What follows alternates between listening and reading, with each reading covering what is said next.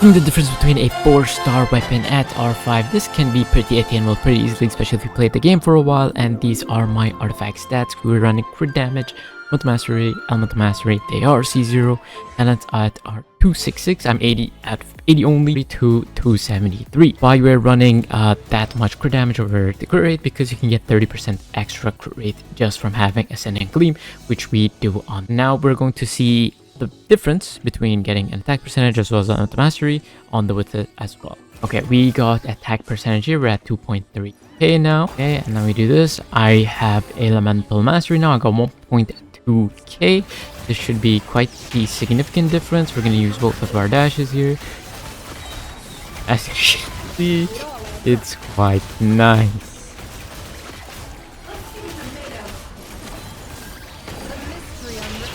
Okay, I mean, he dodged that, but in any case, we got around 60% of his health, which is... So that's the Widsith at R5. Now, you can get different types of stats on the Widsith, which is kind of unfortunate because you won't get anything from elemental damage bonus.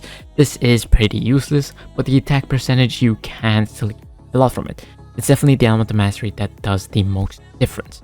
Now we're equipping her best in slot, which is the Reliquary of Truth. This is her weapon, gives her crit and a lot more crit damage if you get Lunar Bloom damage, which you are going to be dealing. So this is what my stats now look like: 50 and 306. Now this will go to 80, 306. So that is a pretty significant jump.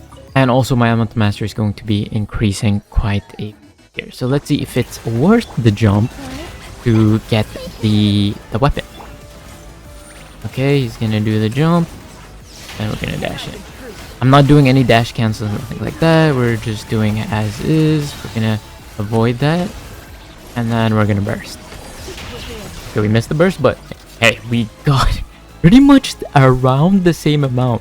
Still, it's like 65% over the 60%, which is still a significant difference. That's why it's very, very important to get as much elemental mastery as possible. The accurate anchor damage is nice, but getting that much more elemental mastery is so much nicer. Now the difference will come into play, especially if you get higher talents, because you get way more from the amount of elemental mastery that you have, right? Because it straight up only goes out of elemental mastery damage, not attack percentage damage, nothing like that. Straight up in your elemental skill, it says you get elemental mastery damage. That's because the shades that come on the sides only deal elemental mastery, not attack percent. So it is definitely pretty significant to get much more elemental mastery. Now you do get a decent amount, as I said, get 120. So if we get all the stacks and everything, it will look something like this. It will look something like this. I'll have 803. Of course, as I said, it'll be a little bit less consistent because of the different stats that you can get from this. You could use the Battle Pass weapon and get an elemental mastery increase. You can use some other weapons that have elemental mastery on them, and you will have a great time, like this one here. But they are just a lot of less consistent. That's pretty much it. If you have Sucrose on the team, you can really supplement the amount of elemental mastery you can get, so you can get even more damage by having this talent go off. This is very nice to have, which means you can have your elemental mastery be like at like 1000 for Sucrose, and you will be giving quite a lot, or 200 elemental mastery for each party member, which is pretty nice. 250 would be if you actually swirled the element, which you can't on Dead, unfortunately.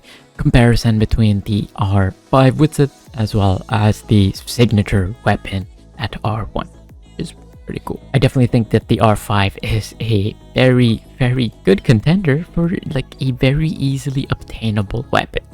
Like, you probably already have some lying around that you might not have leveled up because of the accumulation that you might have had, and it's really nice. Not to mention, let's say that you did go on the weapon banner and you tried to pull on it, you do have the Dawning Frost on here. The Dawning Frost is a decent weapon to use on her.